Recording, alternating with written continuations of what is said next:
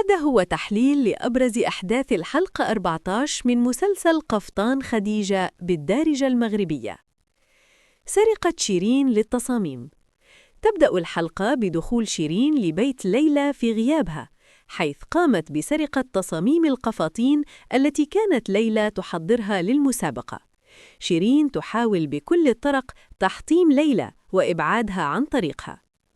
خطة دينا للشهرة. دينا التي تعاني من قلة المتابعين على إنستغرام قررت استغلال قضية سجن والدها فيصل للحصول على تعاطف الناس والشهرة.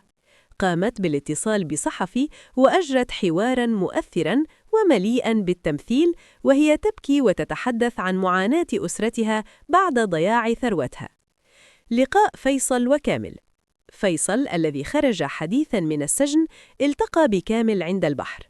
فيصل أخبر كامل أنه بريء وأن سليمان هو من لفق له التهمة. طلب فيصل من كامل مساعدته في العثور على وثائق في مكتب سليمان تثبت براءته، وحذره من إخبار ليلى بأي شيء حالياً. صدمة ليلى. ليلى اكتشفت اختفاء تصاميمها وصدمت كثيراً لأن وقت المسابقة اقترب. بدأت تشك في أن شخصاً ما دخل لغرفتها وسرق مجهودها، وهو ما أثر على نفسيتها وجعلها تفكر في الانسحاب. دعم غالي لليلى. غالي التقى بليلى وحاول الرفع من معنوياتها بعدما حكت له عن سرقة التصاميم. اقترح عليها فكرة ذكية، وهي عدم الاعتماد على المسابقة الرسمية، بل تنظيم ديفيلي أو عرض أزياء خاص بها في وسط الحومة لتعريف الناس بموهبتها وبقفاطين والدتها خديجة. عمر والكنز المخفي. في نهاية الحلقة، وبينما كان عمر مساعد الخياط يفتح بعض الكراتين القديمة في المشغل، تفاجأ بوجود كمية كبيرة من الأموال والمجوهرات مخبأة داخلها.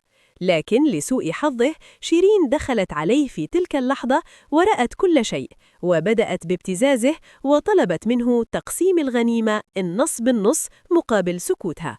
كانت هذه أهم أحداث الحلقة التي تميزت بالصراعات والمؤامرات، خاصة من طرف شيرين التي لا تتوقف عن إيذاء ليلى.